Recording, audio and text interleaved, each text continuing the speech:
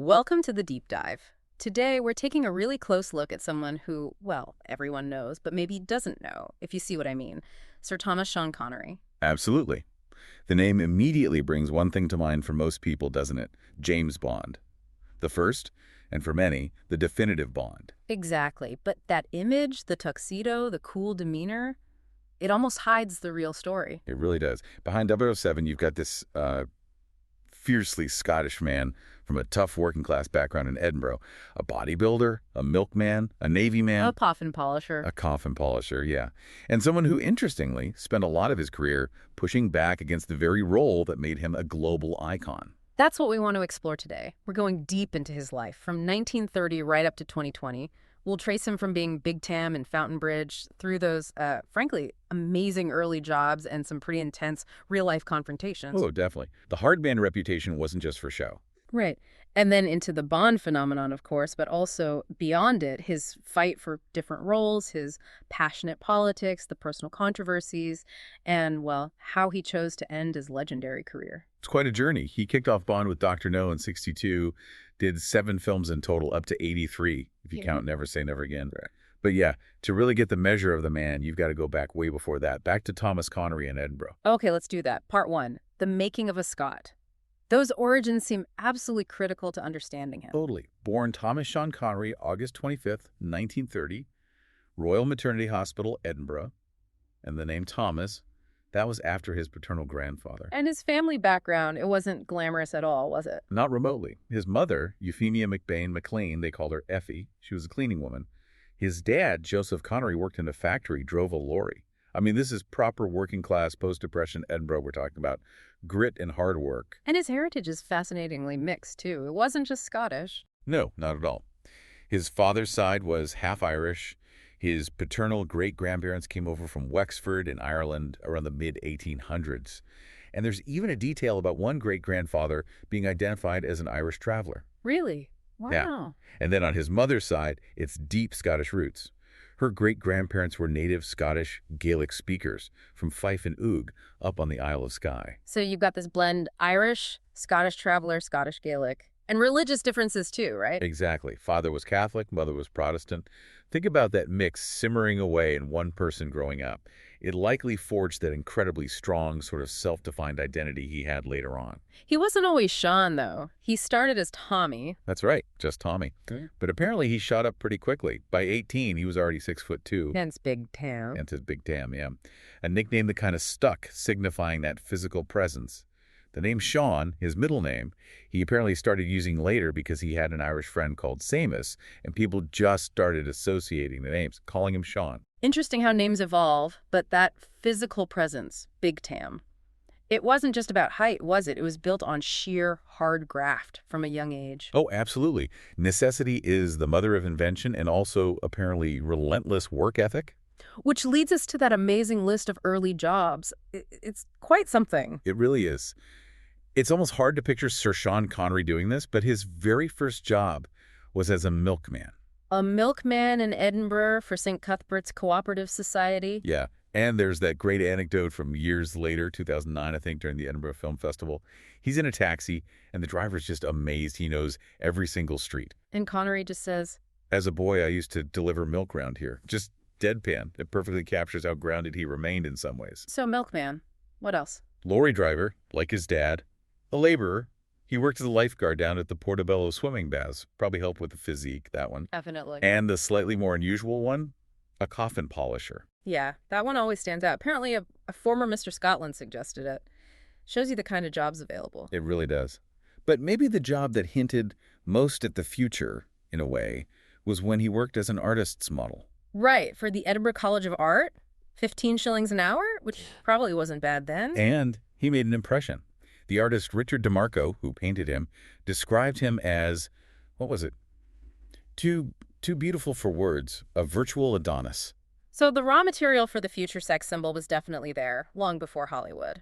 Undeniably. And that physique wasn't an accident either. He got seriously into bodybuilding around age 18. Train hard, didn't he? With a former Army instructor. He did. Very disciplined. It led to him competing in the Mr. Universe contest in 1953. Sources differ a bit on exactly how he placed, maybe third in the junior class, maybe unplaced in the tall man category, but he was definitely there, competing. But he didn't stick with bodybuilding, did he? There was something about it that put him off. Yeah, and this is really telling about his mindset. He saw himself as an athlete, someone who moved. He noticed the American competitors were often bigger, yeah, but they seemed, to him, reluctant to do anything athletic running, sports that might cost them muscle mass. Ah, okay, so it was too focused on just static bulk for him. Exactly. He wasn't interested in just being huge. He wanted functional strength, athleticism. That sort of single-minded focus on just size deterred him. It wasn't his path. Which fits with his time in the Navy, too, that sense of practical physicality. He joined up young, didn't he? Very young, 16, in 1946. Trained in gunnery, anti-aircraft stuff. Didn't last that long, though. Medical discharge. Yeah, at 19. He had a duodenal ulcer. Apparently it ran in the family, so it wasn't service-related, just bad luck. But he left with some permanent souvenirs. Literally. His tattoos. Got them during his Navy time. And they're very revealing, aren't they? Mom and Dad on one arm. And Scotland Forever on the other. Exactly. Those weren't just random designs. They were lifelong commitments inked onto him. Family and country. Core values right there. Which brings us to that huge sliding doors moment. The football career that almost was. Oh, this is one of the great what-ifs. He was a decent footballer. Played for local teams like Bonnie Rig Rose. Then, when he was touring with a stage show... South Pacific, right? That's the one. He played in a local match, just for fun probably, and who happens to be scouting? Only Matt Busby. The Matt Busby, Manchester United manager, legend. The absolute legend. And Busby saw something in Connery's physique and stamina on the pitch. Apparently offered him a contract right there and then. For $25,000 a week, which back then, early 50s. That was serious money. A guaranteed career path with one of the biggest clubs in the world. Most lads would have bitten his hand off. But Connery didn't. He didn't. And his reasoning, even at 23, was remarkably far-sighted. He looked at professional footballers and figured, you're basically past your peak by 30. Over the hill was his phrase. Yeah. He made this cold, hard calculation that acting, even though it was precarious and paid terribly at the time, offered a much longer potential career. He called it one of my more intelligent moves. And you can't argue with that, can you? I mean, imagine turning down Matt Busby and Manchester United to stick with chorus lines and bit parts. It took incredible self-belief. But if he had signed, well, film history would look very different. No Bond, potentially. Quite possibly. No Connery as Bond. Yeah. Mind-boggling, really. Okay, so he chose acting. Let's track that path. He started backstage, didn't he, just trying to earn some extra cash? Yeah, King's Theatre, 1951. Then he started auditioning. His bodybuilding connections actually helped. Heard about auditions for South Pacific while he was in London for a competition in 53. And he got in. Got a small part initially, just chorus. But he was ambitious. By the time the show toured back to Edinburgh, he'd moved up. And eventually he landed a featured role, Lieutenant Buzz Adams. Took over from Larry Hagman, actually. No kidding, Larry Hagman, J.R. Ewing. The very same. Small world, isn't it? But that South Pacific tour was vital for another reason. He met Robert Henderson. The American actor, his mentor. That's him. Henderson saw the raw talent under the rough exterior. Pushed him. Said he needed elocution lessons, crucial for losing the thick Edinburgh accent if he wanted wider roles. And introduced him to serious literature. Yes. Lent him Ibsen, Tolstoy, Shakespeare. Started polishing the diamond, you could say. Broadening his mind beyond just the physical stuff. But it was still a struggle financially, right? Oh, definitely. He was doing part-time jobs, like babysitting for 10 shillings a night just to make ends meet, while doing small theater gigs and tiny TV and film parts, like being an uncredited extra in Lilacs in the spring in 54. His first proper credited film role came a bit later. 1957. His agent, Richard Haddon, got him cast as Spike in No Road Back. A minor gangster role, apparently with a speech impediment. Okay, so he's grafting, learning his craft. But alongside this, he's building this other reputation, the hard man reputation. And this wasn't acting. No, this was real life. And there are two incidents in particular that really stand out. The first one happened back in Edinburgh during that South Pacific run. The Valdor gang incident. That's the one. Apparently, some members of this notorious local gang tried to steal his jacket when he was in a billiard hall. He wasn't having any of it. And it escalated. It did. Later that night, about 6 of them cornered him on a balcony somewhere, Palais de Danse, I think it was, ready for trouble. And Connery's response. Pure big tam. Sources say he grabbed 2 of them, one by the throat, one by the bicep, and just cracked their heads together. Bam! Seriously? Apparently so. Instant effect. The rest backed off, and from then on, the Valador gang treated him with total respect, earned his stripes the hard way, showed he could handle himself decisively. That story alone gives you a different perspective. It does. And then there's the even more dangerous incident, this time involving Hollywood royalty and actual gangsters. 1958. While filming Another Time, Another Place with Lana Turner. Exactly. Connery's playing a British reporter. Lana Turner at the time was involved with a very dangerous man named Johnny Stompanato. Who was connected to Mickey Cohen, the LA mob boss. Right. Stompanato was intensely jealous, possessive. He somehow got it into his head that Turner and Connery were having an affair on set. So what did he do? Flew all the way to London, stormed onto the film set, and reportedly pulled a gun on Connery. Pulled a gun on Sean Connery. Yep, big mistake. Connery, quick as a flash, apparently disarmed him and knocked him flat out, just dealt with it. Wow. What happened then?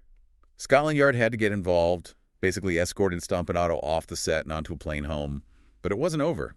Connery later said he had to genuinely lie low for a while because he got credible threats from Mickey Cohen's associates. So he'd literally tangled with the mafia, or close to it. Pretty much. Oh. Think about that background when they were casting for James Bond. This wasn't some pampered actor. This was a guy who'd faced down street gangs and armed gangsters. It adds a layer of authentic steel, doesn't it? It absolutely does. Which, as you say, brings us right to 1962. James Bond, 007. The role that defined him, whether he liked it or not. And it almost didn't happen.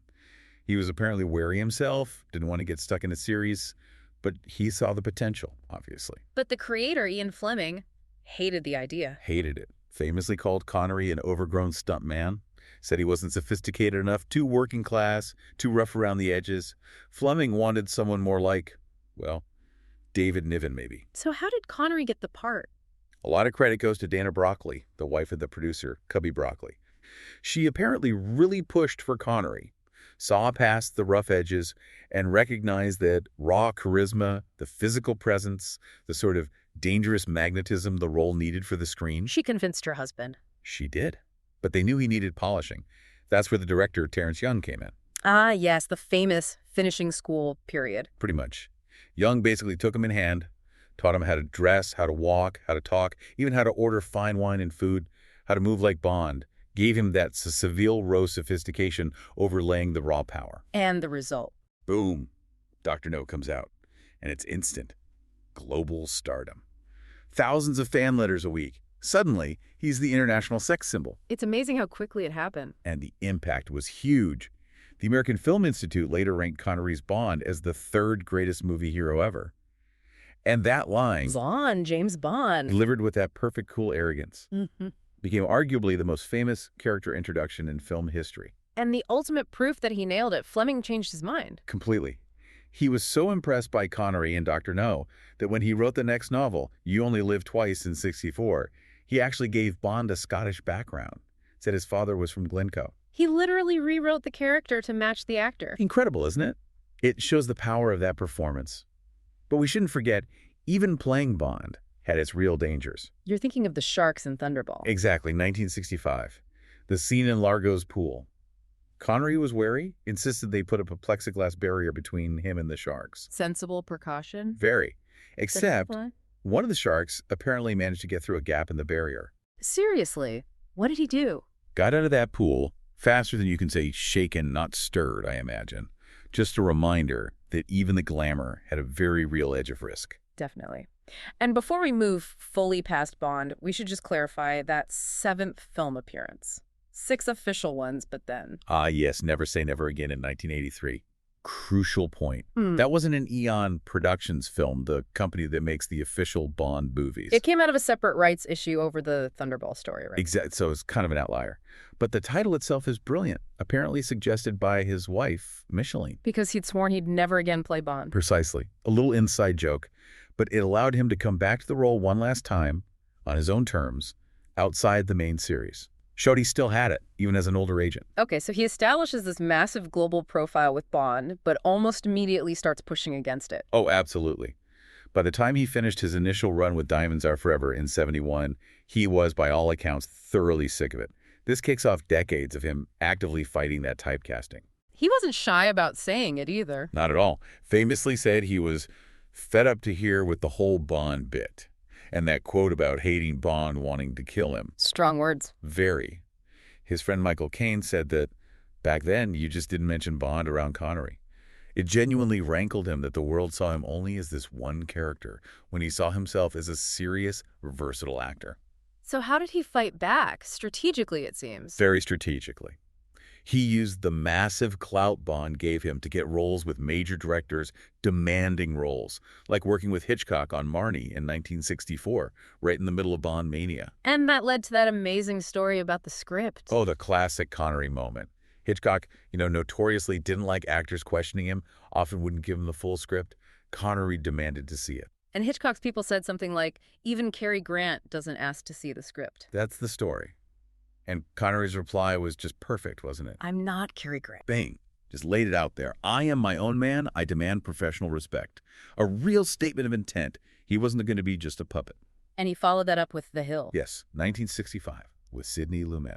A really tough, gritty film about a military prison. Critically acclaimed, won Best Screenplay at Cannes. Lumet became one of his favorite directors. And Lumet saw something special in him. Yeah, Lumet talked about Connery having this incredible charisma, a kind of high comedy magnetism, even in a serious role. It proved he could do complex, demanding drama miles away from the suave spy stuff. So the 70s became his period of sort of diversification. Definitely. Yeah. He shared a Golden Globe in '72 for World Film Favorite, showing his global appeal was still huge. And then came some really great roles. The Man Who Would Be King in '75, with Michael Caine. Directed by John Huston. Both Connery and Caine said it was their favorite film experience, didn't they? They did. A proper epic adventure, great chemistry between them, allowed him to play something grander, more flawed than Bond. And it cemented that lifelong friendship with Caine. He also did romance, playing an older Robin Hood. Robin and Marion in '76, opposite Audrey Hepburn. A lovely film, actually. Roger Ebert wrote about how they just glowed together on screen, showed a softer, more vulnerable side. Okay, but we can't talk about the 70s without mentioning The Outlier, the really weird one. Ah, you mean the film with the memorable costume? I mean Zardos, 1974. The scarlet mankini, the thigh-high boots, the ponytail. Chuckles, yes. John Boorman's Zardos. Look, it's undeniably one of the strangest mainstream films ever made. Divides opinion, massively cult classic or pretentious mess. But Connery did it, right at the peak of his serious actor phase. It was a massive risk to his image. Huge risk. Had terrible reviews initially, but the fact he took it on shows he was genuinely willing to experiment, to try something completely off the wall. And it has gained that cult following over the years. And Boorman, the director, actually spoke highly of Connery's intellect during filming, didn't he? He did. Mentioned Connery writing poetry in his downtime, having great depth and intelligence, an extraordinary memory. Again, pushing back against that just muscle stereotype. So moving into the 80s, he really finds his groove playing well air. Older guys, mentors. Absolutely. And this leads to, arguably, his greatest critical triumph, The Untouchables in 1987. Playing Jim Malone, the tough Irish-American cop who schools Kevin Costner's Elliot Ness. Brilliant performance. Gritty, world-weary, but with that core of integrity. And it finally won him the Oscar. Best Supporting Actor. The first Scot to win a major acting Oscar. Huge moment. He also got a Golden Globe for it and a BAFTA the same year for another great role in The Name of the Rose. Critics loved him as Malone, didn't they? Ebert said he brought a real human element, made you believe these were real people. Yeah, he just inhabited that role. And it sort of set the template for other great mentor figures he played around that time, like Ramirez and Highlander. There can be only one. Great fun, that role. Yeah. Wise, flamboyant, deadly with a sword. Exactly. And then, perhaps most famously, Indiana Jones's dad. Professor Henry Jones Sr. in Indiana Jones and The Last Crusade in '89. Perfect casting. Just genius. The chemistry with Harrison Ford was fantastic. And Ford himself said Connery wasn't just reciting lines, he actively contributed to the script. Really? How so? Ford said Connery made suggestions that added layers to the father-son relationship, more depth, more comedy, made the character richer. Wasn't just there for the paycheck, he was invested. He had a few more hits after that, The Hunt for Red October, The Rock. Yeah, solid films in the 90s. But then things started to, well, go downhill in terms of his enjoyment. Leading to The League of Extraordinary Gentlemen in 2003. That seems to have been the final straw. By all accounts, it was a miserable production experience for him. The film didn't do well critically or commercially. He sensed it was going wrong during filming. Apparently so. Hmm. Said the director should be locked up for insanity. He was just done with the whole process. And it led to his retirement. Pretty much. He officially confirmed it in 2006. And his reason was blunt. He was disillusioned with the idiots now making films in Hollywood. Strong stuff. But it shows his conviction, which leads to the mind-blowing part. The roles he turned down after retiring. It's almost unbelievable. The big one, of course, is Gandalf. In The Lord of the Rings, he turned down Gandalf. Why? His explanation was simple. I did not understand the script. He just didn't get the fantasy world, didn't connect with it. Okay, but the financial implications Are staggering. Yeah. The reports suggest he was offered something like $30 million up front. PLE West, 15% of the global box office for all three films. given how huge those films were. Estimates put the total potential earnings he walked away from at around $450 million. $450 million Yeah. because he didn't get the script. That's conviction, isn't it? Or maybe just being comfortable enough to say no. Yeah. He also turned down Dumbledore in Harry Potter. And the architect in the Matrix sequels as well, I read. Yeah, he was just done. Didn't matter how big the offer was. His principles, or maybe just his peace of mind, came first. Did he do anything else after retiring? Just one small thing. He voiced the main character in a Scottish animated film called Sir Billy in 2012. Perhaps a final nod to his roots before stepping away completely. Okay, let's shift focus a bit now to his personal life, which was, well, it had its complexities and controversies. We need to approach this carefully. Absolutely. Objectively reporting what the sources say. He was married twice. First to the Australian actress Diane Salento. From 1962 to 1973, though they separated a couple of years earlier, they had one son, Jason Connery, who's also an actor. Yes. Now, it's important to mention that in her autobiography, published in 2006, Diane Salento made allegations of mental and physical abuse against Connery during their marriage. And this connects sadly to a recurring controversy in Connery's public life, his statements about hitting women. There was that infamous Playboy interview in 1965. Yes, the quote where he reportedly said something along the lines of, "I don't think there's anything particularly wrong in hitting a woman," though adding a caveat about not doing it the same way as hitting a man. A shocking statement, then and now, and one he never really seemed to fully retract or distance himself from for decades. No. And it came up again in 1993 in a Vanity Fair interview, where he was quoted saying something about some women pushing for the ultimate confrontation and wanting a smack.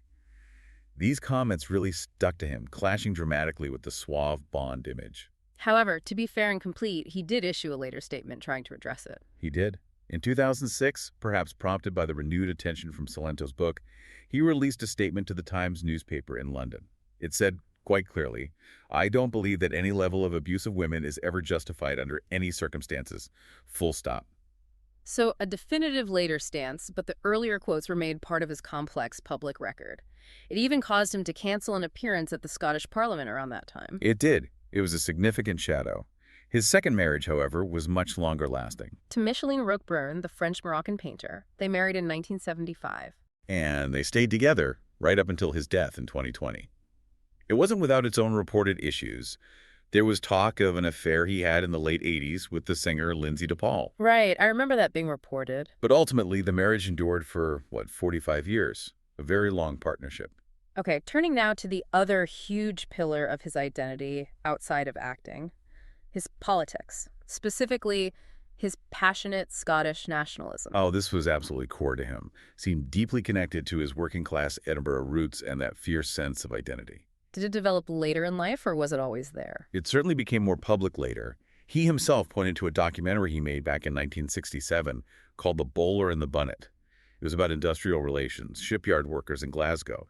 He said that experience was the start of his journey toward supporting the Scottish National Party, the SNP. And he didn't just offer moral support, did he? He put his money where his mouth was. He did, significantly. He funded the SNP for many years. That only stopped in 2001 because the law changed in the UK, banning political donations from people living overseas. And his political views, his support for Scottish independence, actually caused issues with the British establishment, didn't it? Particularly regarding his knighthood. Yes.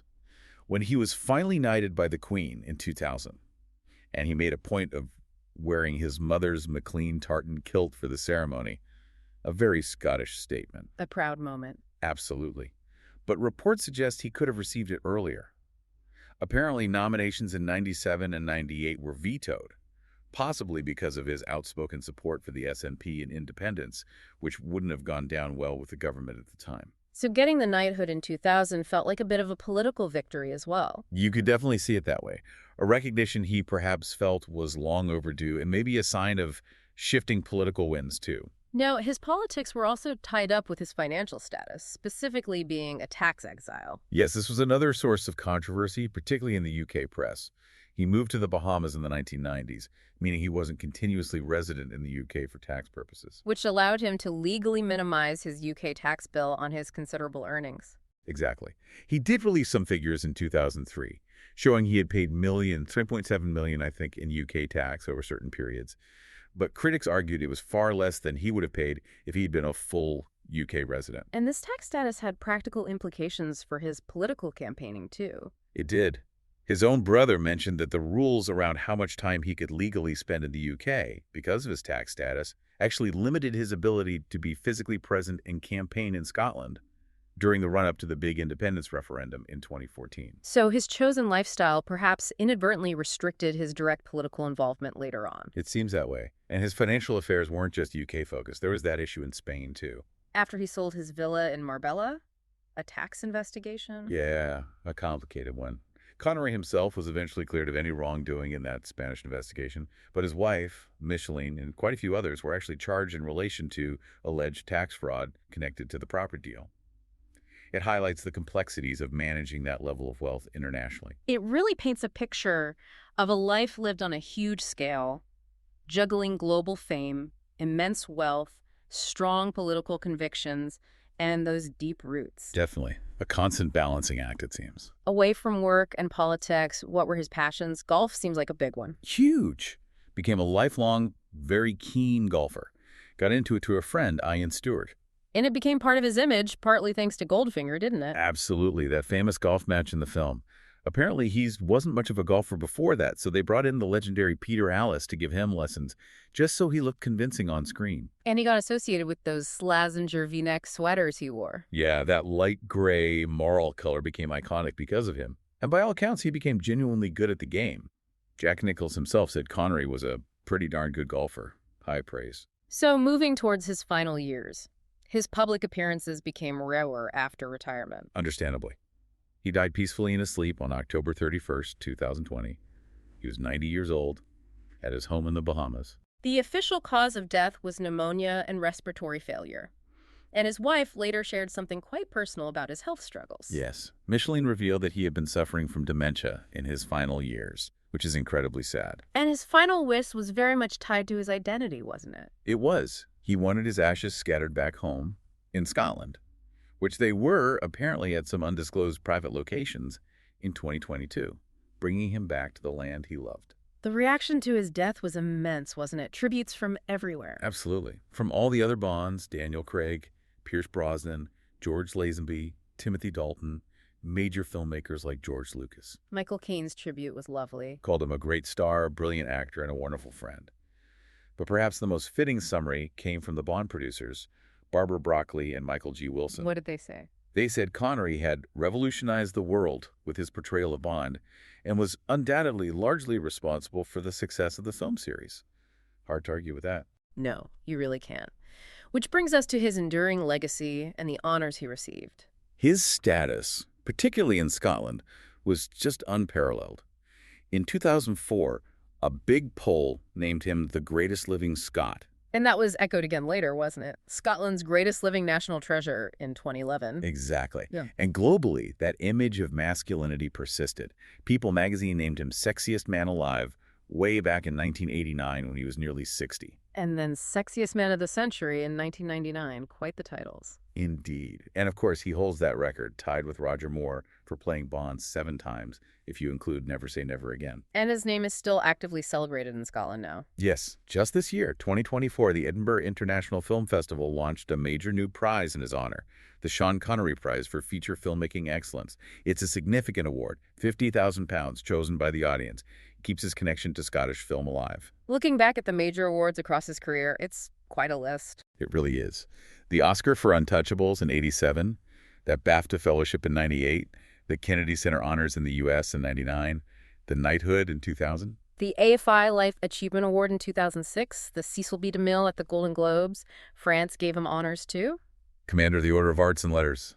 Yeah, it shows recognition across the board for a career that spanned decades and genres. It really is an incredible arc when you lay it all out. From that Edinburgh milkman, the virtual Adonis model, the guy who chose acting over football, Survived run-ins with gangs and gangsters. fought against the Bond typecasting, championed Scottish independence, lived life very much on his own terms, right through to becoming this global screen legend. Right. That's a lot. It is a deeply complex man. You have that constant tension, don't you, between the rough, working-class roots of Big Tam and the sophisticated, sometimes quite aloof characters he often played. Maybe the real Connery was always navigating that space in between. That's a great way to put it. So as we wrap up this deep dive, maybe here's something for you, the listener, to ponder. When you think about the true measure of Sir Sean Connery, what defines him most? Is it the iconic roles he embodied, that undeniable physical presence that dominated the screen for so long? Or perhaps is the real insight into his character found in the roles he refused, particularly that decision to walk away from potentially hundreds of millions of dollars from things like Lord of the Rings simply because he didn't connect with it or was disillusioned with the industry. Does that ultimate act of saying no tell us more about the man than all the yeses that came before?